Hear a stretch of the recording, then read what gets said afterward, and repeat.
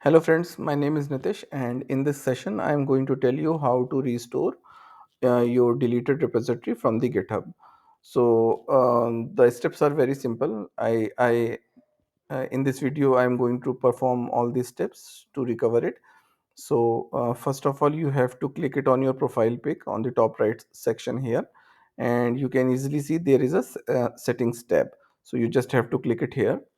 Okay, and just scroll down and you can see the repositories tab under code planning and automation section. So you just have to click it here again and just scroll down, and you can easily see there is a deleted repositories section. So you just have to click it here, and here you can see all the recently or previous deleted repositories. So with this restore button you can easily restore all of your desired repositories. So in my case I do not want to recover all these repositories. So in your case you can easily restore whatever you want to restore.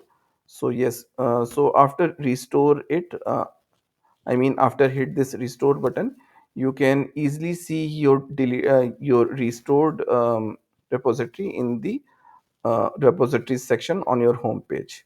Yeah. So I hope this video will be useful to you, and yeah, thank you so much.